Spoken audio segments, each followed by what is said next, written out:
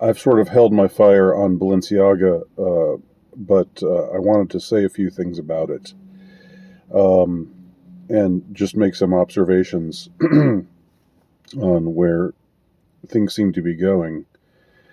Um, the more I've seen of the kind of imagery that's being utilized, the kind of art that's being promoted, um,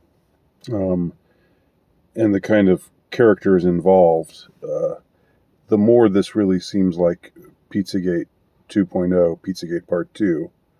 Um, there's so much that's just very, very familiar. Just uh, art that involves children in distress, where there seems to be a kind of eroticism to it, that's just very well, like I said, very unsettling to anyone with normal sensibilities. Now, I wrote a short book called Meta Pizzagate back in 2017, and I was very, very much involved with. When I say involved, I mean I was researching, you know, regularly when Pizzagate broke, and following everything, and just, because it wasn't my first ride on this carousel. A couple years prior, I had discovered this. I discovered this general phenomenon that let's call it pedogate.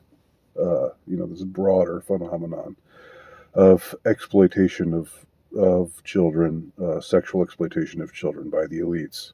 I'd run across it when I found out about the Franklin scandal, and so to say it made a big impression on me, when I first found out about it, is an understatement. It really shook me up. So when Pizzagate broke, I was all over that, um, and I saw how it broke, and then I saw the subsequent cover up, and the disingenuous way that the mainstream media talked about it, talked about the Podesta letters, talked about Comet Pizza Ping Pong, uh, and the way they spoke, for everywhere from, in a way it was across the political spectrum of mainstream political opinion, because everyone from the New York Times through Fox News was a part of it, was a part of this effort to cover things up. Fox News had the Comet Pizza Ping Pong guy on, the owner of the place. Megyn Kelly gave this sickeningly sweet, interview with him. Oh, poor guy, you've been treated so badly, and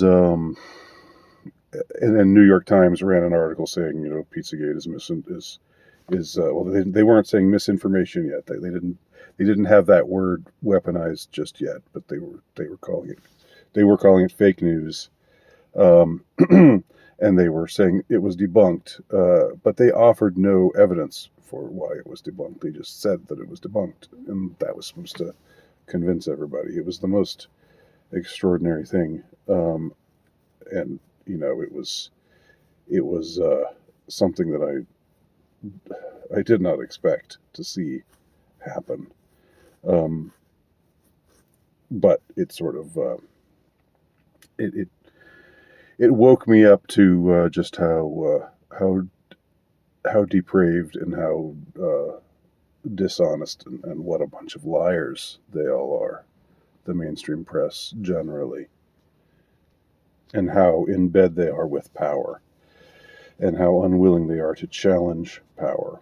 Um, so here's how I see things going differently with Balenciaga, which is basically Pizzagate Part 2. Um, I see. in this case, unlike with Pizzagate, where the initial move was not to admit to any wrongdoing, but to just say, well, to go private. The Comet Pizza Ping Pong page went private, and as far as the Podesta letters that were unveiled by WikiLeaks, they just didn't talk about it. They conspicuously avoided any reference to the code, the pizza code in those letters. When I say they, I'm talking about the mainstream press and respectable commentators. They all distanced from it, including those on the ostensible right, including so-called conservatives. I remember some commentator who was subbing for Rush Limbaugh, like in late 2016, saying, we don't believe in Pizzagate. We know that that's a scam. We know that that's not true. I don't remember who it was, but the fact that he was, subbing for Rush Limbaugh, which was mainstream conservatism, Inc., that shows you that they wanted to put a lid on all of this. They did not want this stuff being talked about. But now with Balenciaga, things are proceeding differently, from at least in my perception. You see more of the press, even the mainstream press, getting on board. The mainstream conservative press, like the Daily Wire, and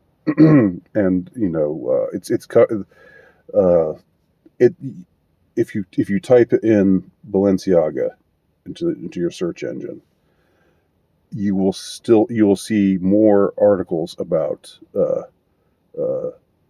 and more videos. If you type it into YouTube, into the YouTube search engine, you're going to see more videos about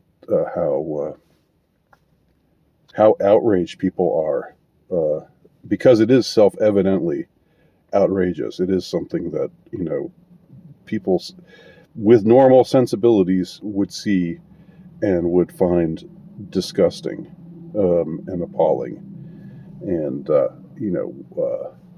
and that's what you're seeing now. And you're seeing the defenders of it. There's still, of course, the so-called fact checkers and the people saying, "Oh, this is just a big moral panic." And these people, these QAnon, they're all QAnon people, and they're just these online far right hysterical people. That element is still there, but they're meeting up with a lot more resistance this time around. And Balenciaga, the corporation, is in retreat. They're not trying to justify it, or they're not trying to sidestep it and say, "Oh, we're being bullied. We're the victims of a moral panic." The way that everybody with Pizzagate was trying to do, when they were even talking about it at all. They were basically calling themselves victims and calling their accusers, hysterical right-wing homophobes or whatever, even though it wasn't about homosexuality. It was about children. It was about the sexualization of children. And this time around, that's just not flying as well. So like I said, even Balenciaga, they're in retreat. They're saying they're making apologies. They're saying, "Oh, we're going to sue the person who is responsible for these images, being put forth in our name in the first place," as though they didn't know. Which it's very weak sauce. I don't know who would believe that, who wasn't born yesterday. But the point is, there's a qualitative difference between that kind of response and the way that the response to the revelations of Pizzagate, which is just to claim that it's all just hysteria, and that the people out there making a fuss about it they're the ones who are the true perverts. They're the ones who are obsessed. They're the ones who are determined to see things when they to see this perversity and this sexualization of children when it's not really there. It was a disgusting display of dishonesty back then. But it was enabled essentially by the mainstream media. They didn't want to them, Pizzagate was something that was really a disreputable thing that they wanted swept under the rug. They wanted it gone, and they wanted it the story to be there's nothing to see here. This time around, the people who are saying there's nothing to see here, you're all just a bunch of hysterical right-wing QAnon nuts. They're still around, but their voices are being drowned out, much more so, and they're having a harder go of it. It's more of a slog for them this time around, and even the groups that they're defending, like Balenciaga, are apologizing. So what is that all? I mean, if you're saying, oh, it's just a bunch of hysteria, there's no sexualization of children going on here, it's just an edgy campaign, nothing to see here, then why is why are the groups that you're protecting or trying to protect, why are they apologizing? Why are they removing the material that they had posted? Why are they suing? Why are they trying to shift blame to somebody else? Not to deny that there is blame, like was the strategy before, but to shift the blame elsewhere. Why even was Kim Kardashian eventually compelled to respond? Even though her response wasn't great, and it basically left an opening for her to just promote Balenciaga again once they had, demonstrated that they were serious about stopping all of this. She should have just said, I'm appalled and I'm not going to have anything to do with them anymore. She should have said that immediately, the way that she weighed in immediately about anti-Semitism as soon as Kanye became this pariah. But it took her like a week to say anything. But she still said something, right? Nobody who was a part of Comet Ping Pong or a part of the, who played any role in the Podesta emails,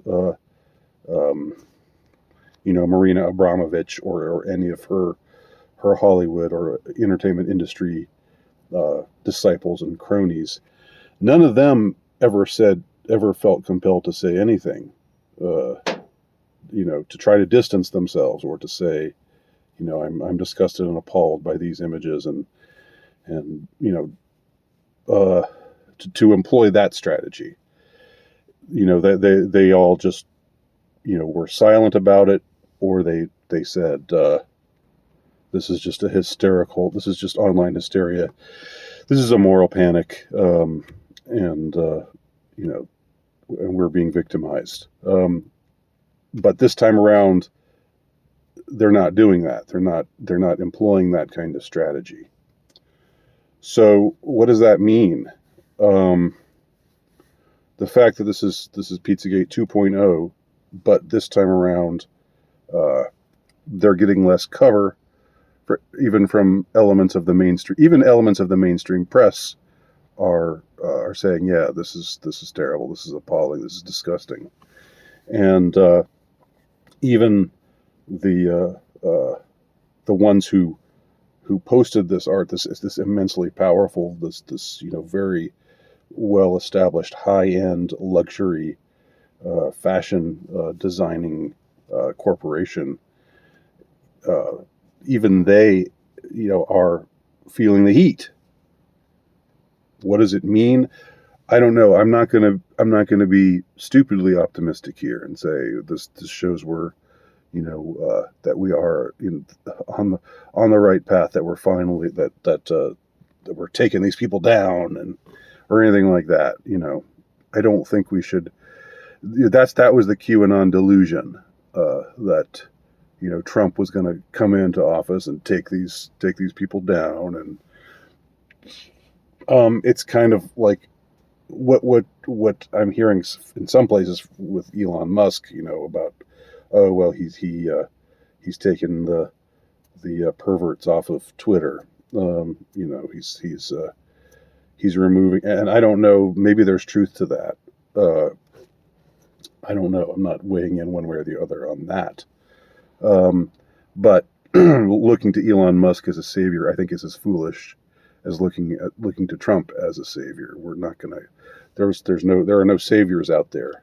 Um, you know, this depraved culture that we've got, and this predation on the innocent by the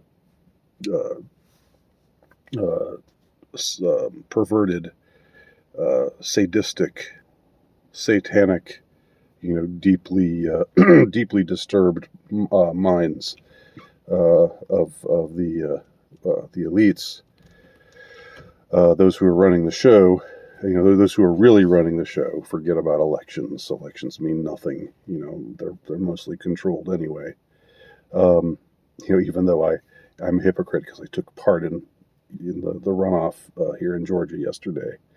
But anyway, what we should take from this, I think, is, there should be some measure of a white pill that we should take from the fact that this time around things are different, and they're not getting away with it so easily. But does this mean that that this time we're really going to see these depraved, degenerate, murderous elites taken down? Let's be a little bit more measured in our response to things. Let's not go all the way towards black pill pessimism, and say nothing's ever going to change and it's always the same and they're all against us, and the bad guys are always going to win, and so forth. Or let's not go to the other extreme and say, this is it, it's finally happening, it's happening. Just like everybody was, the QAnon people were saying during the Trump years, it's about to happen, get your popcorn, enjoy the show, it's all going down right now. And it never went down. Let's just see it for what it is. And I think I have pointed out some self-evident ways in which this time around it's going very differently.